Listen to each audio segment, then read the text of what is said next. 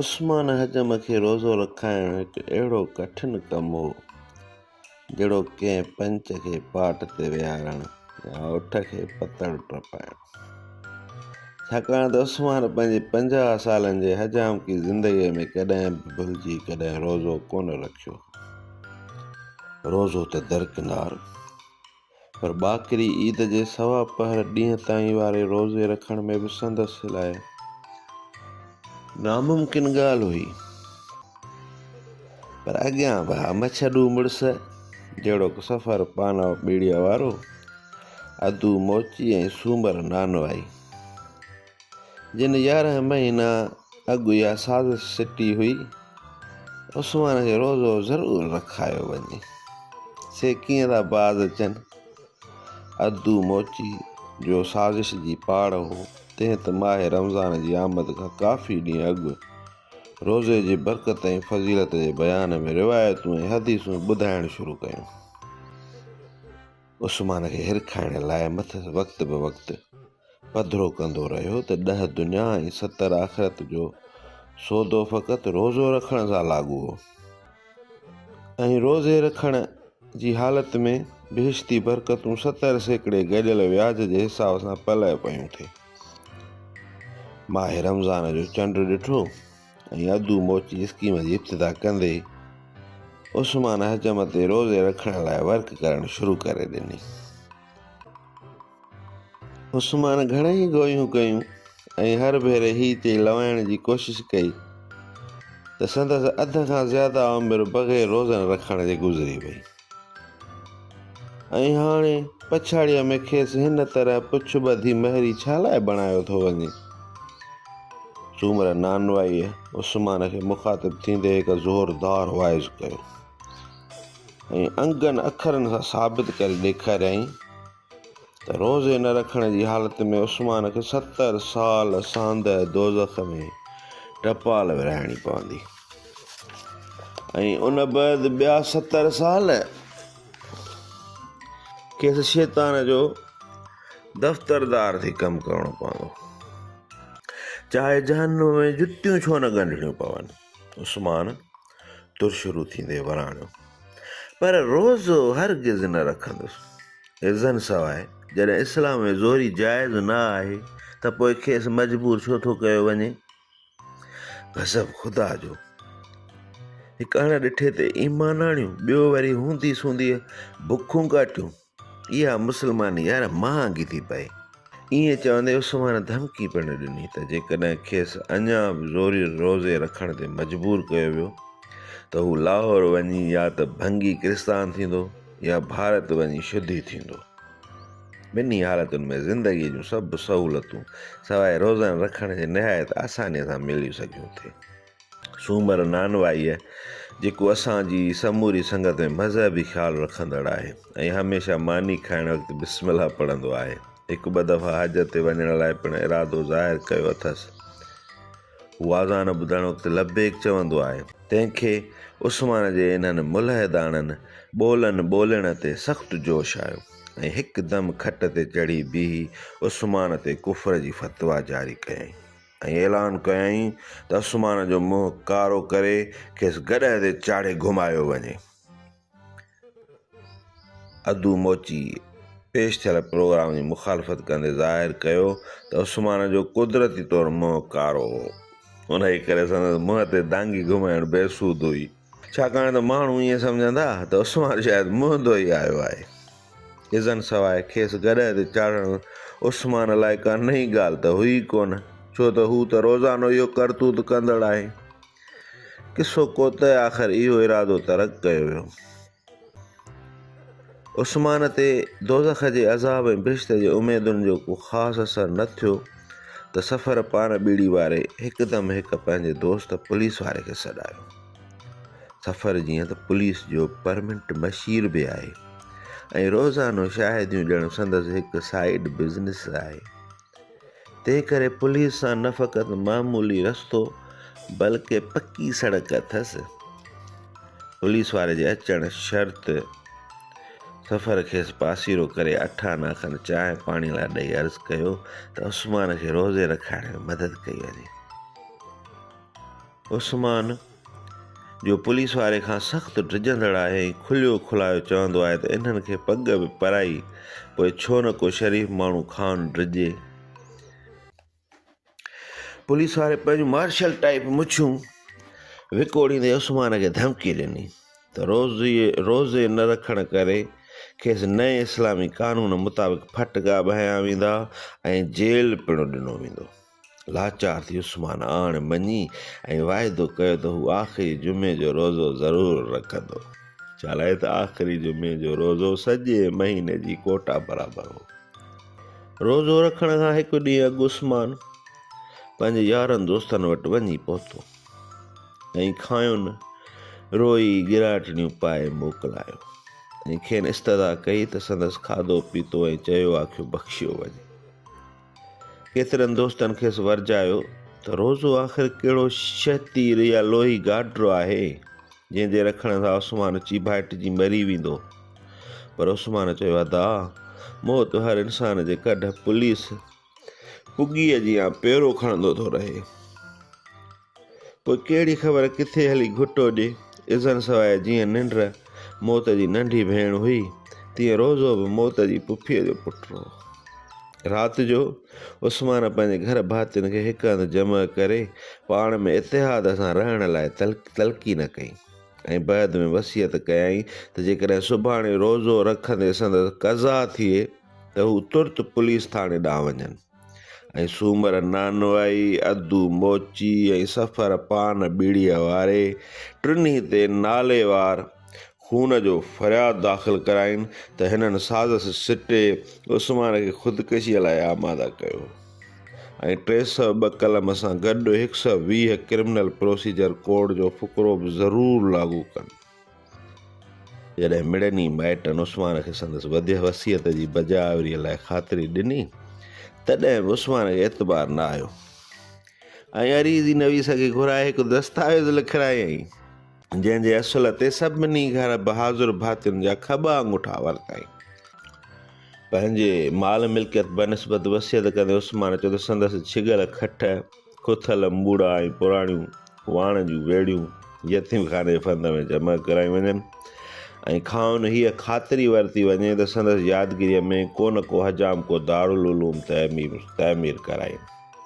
पंहिंजे सेरब वारनि संजन बनस्बत ख़्वाहिश ज़ाहिर कयईं त कसबत जो थेलो कश्मीर ते चढ़ाई कंदड़ ख़ाकसारनि जे हवाले कयो वञे। वसियत वग़ैरह खां फ़ारिग़ थी उस्मान सुम्ही पियो। उस्मान निंड में ॾिठो त रोज़े रखंदे हू दारुल बका ॾांहुं राही थियो ऐं जन्नत जी स्टेशन ते संदसि ज़बरदस्त आजियां कई वई ऐं फलक शुगाफ़ नारा हया विया। उनखां अलावा आसमानी रेलवे प्लेटफार्म ते खेसि पाकियुनि ऐं निचकड़नि सां गार्ड ऑफ ऑनर पेश कयो वियो ऐं संदसि ज़मीन ते कयल ख़िदमतुनि जे सिलसिले में हिकु सिपासनामो पढ़ियो वियो। ख़्वाब जी दुनिया में चहलकदमी कंदे उस्मान पंहिंजे टूर जो प्रोग्राम मुरतब करण जे फ़िक्र में ई हो त संदसि अखि खुली वई। ॾिठाई त घर जा भाती खेसि रोज़े रखण लाइ उथारे रहिया हुआ।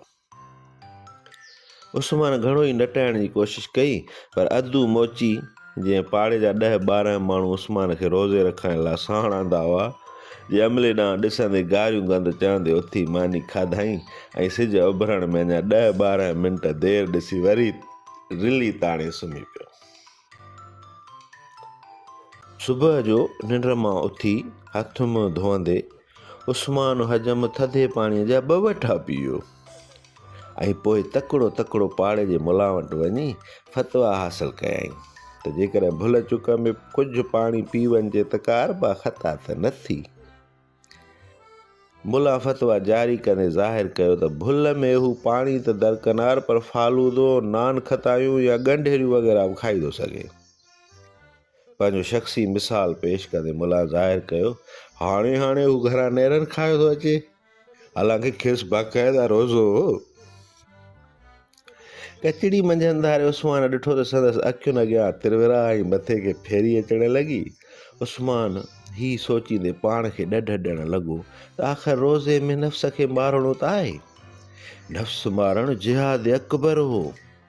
इहो ख़्यालु ईंदे उस्मान महसूसु कयो त हू रोज़े जी बरकत बाहिस गोस ऐं कुतब जे दर्जे ते पहुची चुको हो।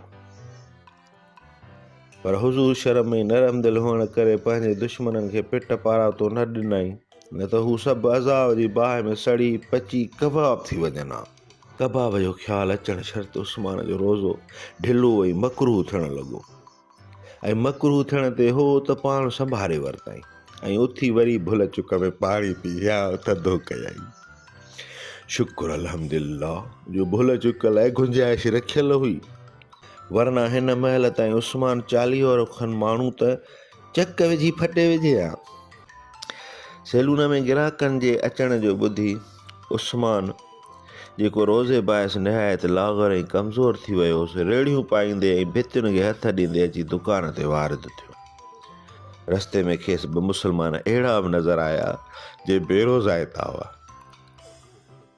ऐं पए छॿे वारे भईए खां फूल पताशा वठी गिड़कायाऊं। उस्मान ॿिन्ही मुस्लमाननि खे मुखातिब थी ख़ुदा जे ग़ज़ब ऐं क़बर जे अज़ाब बनस्बत वाइज़ कयो ऐं खेनि डज़न खनि वुज़ू टोड़ गारियूं बि ॾिनई ऐं खेनि हिदायत कयईं त जेकॾहिं हू रोज़ो रखे नथा सघनि त घटि में घटि रोज़नि जो एतिराम त कनि। उस्मान ही सम्झी असुल न थी सघियो त अलाए जे छो रोज़े रखण जे पूरनि 4 कलाकनि बैदि खेसि समूरी दुनिया गुनहगार थी ॾिसण में आई। उस्मान हर हिकु वाटड़ूअ खे बीहारे खेसि रोके रोज़े रखण लाइ तलक़ीन थी कई या वरी खेनि एतिराम करण जी हिदायत थी कयईं। हिकु माण्हू जंहिं खुलियो खुलायो सिगरेट ते छिकियो, तंहिंखे पिट पारां तो कंदे उस्मान यादि ॾियारियो त बेरोज़ाइत जे जहन्नुम में वञण बैदि दोज़ख जी बाहि में 1200 हॉर्स पावर जो इज़ाफ़ो थिए थियो। पर इहा ख़बर उस्मान खे बैदि में पई त सिगरेट छिकींदड़ मुस्लमान न हो, बल्कि हिकु हिंदू हो। दुकान ते पहुची उस्मान कसबत खोली ग्राहकनि जी सेर बि लाहिणी शुरू कई, पर बुख सबबु अॼु संदसि पाकी गुडू बेराज जे बिल्डोज़र जी बेलगाम हली रही हुई। हिकु ग्राहक जंहिं खेसि मथे जे वारनि ठाहिण लाइ चयो, तंहिं ग़रीब जूं मुछूं ऐं ॾाढी ॿई कूड़े वञूं करे छॾियईं। हिन ग़रीब घणियूं ई दाऊं कयूं, पर उस्मान जो बुख सबबु छितो थियो पियो, तंहिं ते को असरु न थियो। वरी बदकिस्मतीअ सां जंहिंसां तादी थी, उहो को हो बि बरसर इक़्तिदार पार्टीअ जो मेंबर, तंहिं तुर्त वञी उस्मान ते ख़ानगी मामले में दख़ल ॾियण जे कलम तहत फ़रियाद दाख़िल कयो। हिकु ॿिए ग्राहक जी ॾाढी कूड़ींदे संदसि निड़घट ते पाकी रखी खांसि 1 यूनिट बनस्बत रायो पुछाई। शुक्र थियो जो उहो माण्हू सियाणो हो ऐं उस्मान जी पाकी हटाइण बैदि पंहिंजो ख़्यालु ज़ाहिर कयईं, न त हिन वक़्तु शायदि ॿिए जहान में अलाटमेंट लाइ वेठो अरीज़ियूं लिखंदो रहे हा। कयो 2 पहरनि धारे उस्मान हजम बयानु जारी कयो त 3 कलाकनि जे सिनेमा शो में बि इंटरवेल थींदो आहे, पर ही 16 कलाक लगातार रोज़ो रखण का फज़ीलत त न हुई, ख़ासि तौर ते ऊन्हारे जो। पंहिंजे बयान में उस्मान सरकार खे ही मशवरो पेश कयो त मुल्की आइन में दुरुस्तगी आणे रोज़नि जो महीनो हमेशह सियारे जी मौसम में मुक़ररु कयो वञे, जीअं ही सवाबु हर मुस्लमान हासिल करे सघे। उन खां सवाइ हज ते जो हर साल केतिरा हाजी गर्मीअ वेघे मौत जो शिकार थियनि था, से पिणु अजल जे चंबे खां महफ़ूज़ रहनि। आख़िर रोज़े मां मुराद इबादत आहे, इबादत हर मौसम में करे सघिजे थी। 3 पहिरीं धारे उस्मान जी हालत हिकु मिर्गीअ जे मरीज़ जीअं नाज़ुक कड़ीअ ते अची पहुती। हालांकि भुल चुक जे एक्ट हेठि अधु सेर खनि गनेरियूं वापरायूं हुआईं, ताम रोज़े जो हाउ खेसि आपे खां ॿाहिरि कढी रहियो। दलील डोड़ाईंदे आख़िर उस्मान हजम पाड़े जे मुला दीनूअ ॾांहुं माण्हू मोकिलियो ऐं खेसि घुराए गुज़ारिश कयईं त हू मस्जिद जे मिंबर ते चढ़ी आज़ान ॾिए, जीअं उस्मान रोज़ो इफ़्तारी करे सघे। मुला दीनूअ साफ़ इनकार कयो त न, अञा 3 पहिरीं जो निमाज़ जो वक़्तु बि न थियो आहे, रोज़ो त सांझीअ जी आज़ान ते छोड़ियो वेंदो आहे, न को ॾींहुं ॾिठे जो। पर उस्मान ज़िद ते क़ाइमु रहियो ऐं मुला खे बांग ॾियण लाइ तरह तरह लालचूं ॾींदो रहियो। मुला खे साफ़ ॿुधायो त जेकॾहिं हिन खे रोज़ो क़ज़ा करिणो ई आहे त हू सवाइ आज़ान ॿुधण जे पिणु करे सघे थो। पोइ बांगला तरसण जो कहिड़ो मक़सदु? उस्मान जी ख़्वाहिश हुई त मुला दीनू आज़ान ॾे जीअं रोज़े भञण जो भार संदसि गर्दन खां ट्रांसफर थी मुला जी ॻिचीअ में हायल थिए। वेचारो मुला अजीब कश्मकश में अची फाथो ऐं जान छॾाइण जे फ़िक्र में हो त उस्मान डंडो खणी अचां मथां कड़कियो ऐं चयाईंसि, मुला, मुंहिंजे लाइ हाणे मौत ऐं ज़िंदगी जो मामिलो आहे। जेकॾहिं हाणे जो हाणे अज़ान नथो ॾी त पोइ तुर्त क़ब्रिस्तान में हूंदे ऐं आउं या रूपोश हूंदुसि या जेल अंदरि। उस्मान जे अखियुनि में खून जूं अलामतूं ॾिसी मुला टपो ॾे मिंबर ते चढ़ी बांग ॾियणु शुरू कई। मुला अञा कननि ते हथ मस रखिया त उस्मान पंहिंजे खीसे में पियल नकुल ऐं रेवड़ियुनि खे रड़काइणु शुरू कयो ऐं संदसि चाॿे जो ठका ईअं थिए महसूसु थियो ॼण शर्ती घोड़ो कचा चणा चॿे रहियो हुजे। ओबा उहो ॾींहुं उहो शींहुं, वरी उस्मान रोज़े रखण खां ई तौबह खणी कई।